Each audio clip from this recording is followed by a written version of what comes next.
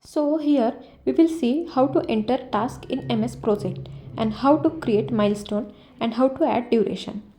First of all, when we talk about any task, so whenever we want to add task in MS Project, then here you have to simply come to Gantt chart. If you are not getting it, then right click from here and go to view bar and go to Gantt chart. You will see it. As you go to Gantt chart, you will see an option of indicators. This is the meaning of indicators. Here you will see the exact indicators of the task.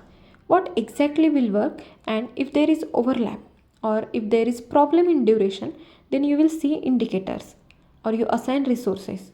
So it will be mentioned here. Along with that, in task mode you can see schedule, atomic and manual schedule.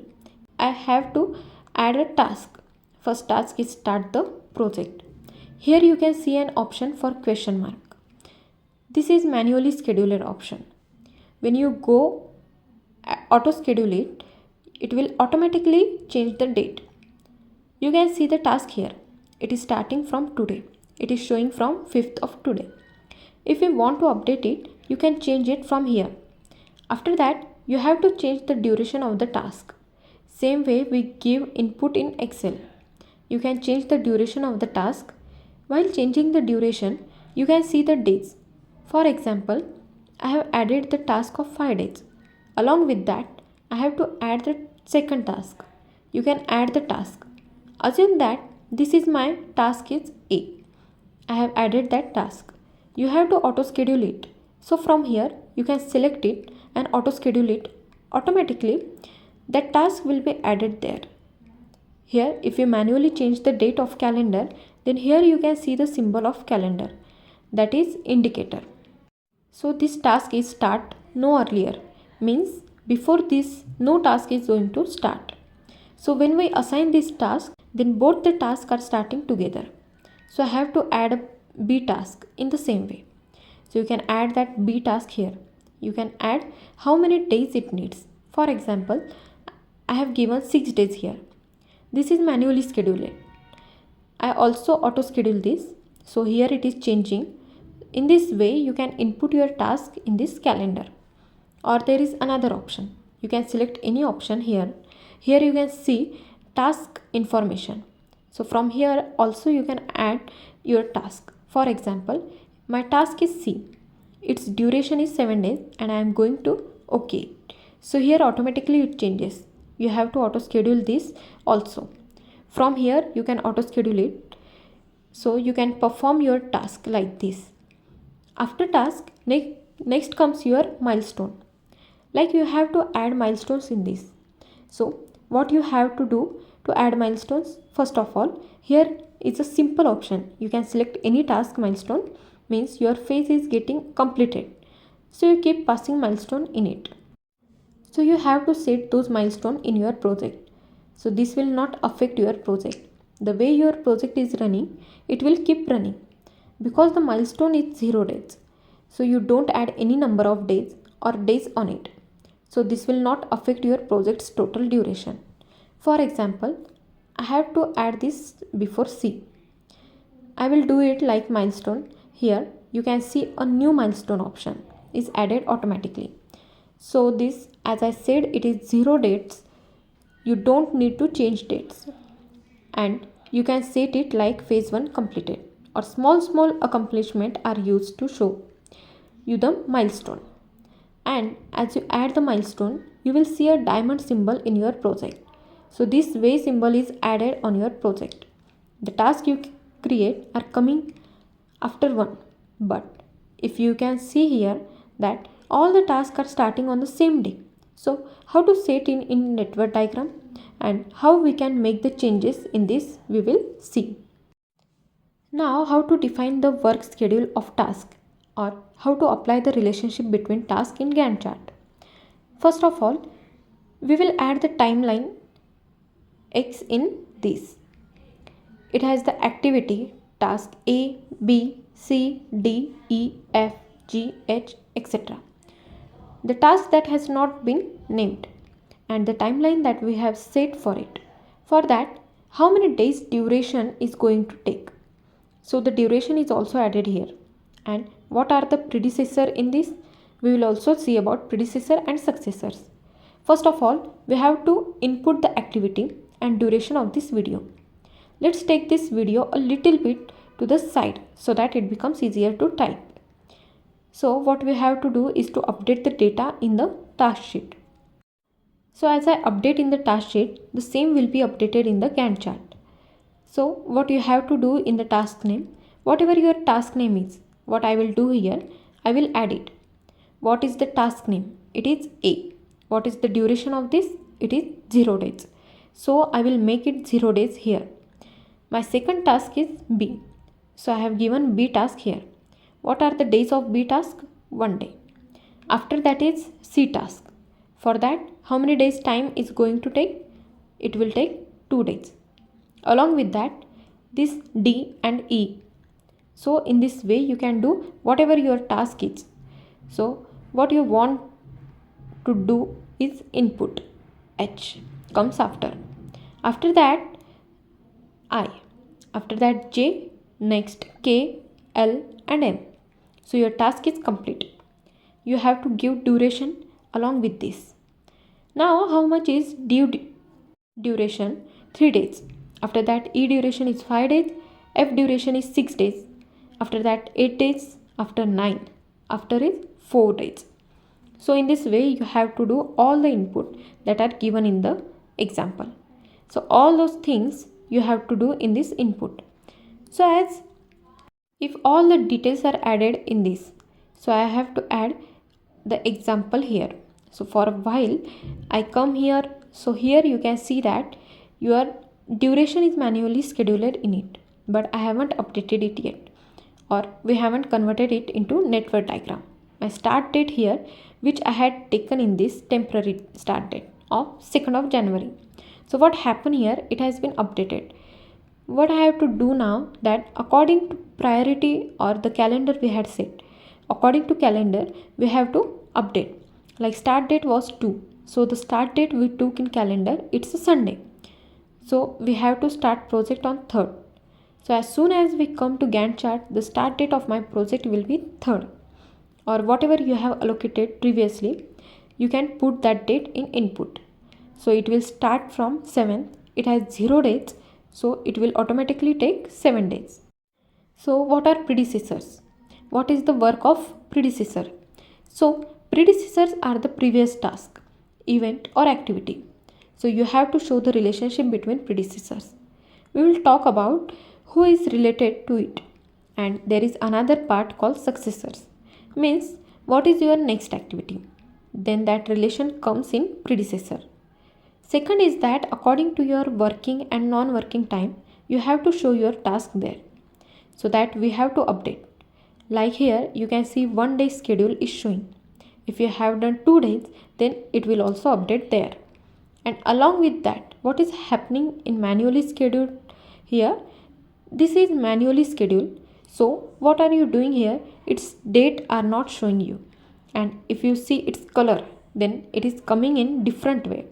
So if I select the task mode directly here, and if I do it automatically, if I select it completely and I am doing auto schedule, so what will happen from here? It is getting automatically scheduled. But the start day which I had given, so what is doing by default, what is the start date of 3rd? So in this you can do all tasks, you can do auto schedule. So I have done it directly. Drag, right click and auto schedule it. So what happened here? You can see bars in Gantt chart. Auto schedule, this whole session is auto schedule for all activities. And the first one that we have pinpointed, we also auto schedule it. So what happened here? It started from 2nd. But when do I have to start it? From 3rd. So what I did, I have taken 3rd date. I am scheduling it manually with 3rd date. So now see, my project is starting from here. But what should happen in network diagram? Like predecessor have provided us with which task we have to attach our task, or you have to do it with. So we have examples of predecessors. You can do it in 2 ways. Like we also related with calendar. Previous we see relationships like what is SS, FS, LF. So how exactly it apply, we will see that. We can see the predecessors and the task. The numbers you see below are the task IDs. I have done the auto schedule here. To align it with the task like this are 2. So what I have to do is align them. So what I will do here, select shift, and what you can do is enter link, and after that here in task, like you will go in task. So here you will get an option link to select task. So in task tab, here in schedule, you will get link option, link the selected task. So for that you can put Ctrl plus F2, or you can directly link here. So when you click on link, here your predecessors are here. Okay, here you can see that here your predecessors are updated and here your relation is created. In the same way, I will do it for B and C. I will show you what changes are there in it. So I have selected B and C. Then again in task tab, go to schedule panel and link here. So what happened here? You can see that your whole schedule is attached with it. So in this way you can do your auto link. If you want to remove this link, then there is an option on the side, unlink task. So as soon as you unlink it, it will come back. So this is the only method by which you can link the task. You can show it in network diagram in the schedule, and its second option is, as I said, on the left side, on the serial number side, you have the task ID. You can see the number of tasks, like this is 2, this is 3, this is 4. So you have to update the predecessors according to the task ID. Here what I will do, like I have to add C task with 2 or 3 number tasks. So here what I'll do, simply you have to press 3. So here I have to link it with 2 number of tasks. So what happened to this predecessor? Automatically added with it. What you have to do here is add task for it separately. So I will make it little smaller where I can see only predecessors. So here we have added it in this way, and then here whatever you are able to see in the task side, I go to Gantt chart. I will do it on full screen. We will first see what effect is coming in it, and then we will see how we can make the changes in it. So normally here the dependencies we showed here, the way it is starting. So from where this work will finish, it is starting. So this is your finish to start. So in the same way I have to define this work with C. I have put 3. So the task has added here 2. And as there is E task, so what I have to do with E task, same with that. I have to start with the third task. So what happened? Same date. Means what happened to both start date? Same. Start to start means where the first one is starting, my second one will also start there. So what we call this start to start. You can see it differently, like here on the fourth task, my dependencies, like after completing fourth, this will complete. Like this you can update here. After this is depend on sixth task. Predecessor is sixth. Same way you can update here. Next is 7, next is 8, this is 9. So this depend how you define it. And after that, if we talk that after the multiple task is finished, your next task start. So for that what you have to do, like this is K task. So I am keeping dependencies on multiple tasks. So I will give here 4, 5, 7th ID after completing the 7th task, and this 10th task should also be completed. So on this task, my 11th task K task will complete. Depend K activity will depend on it.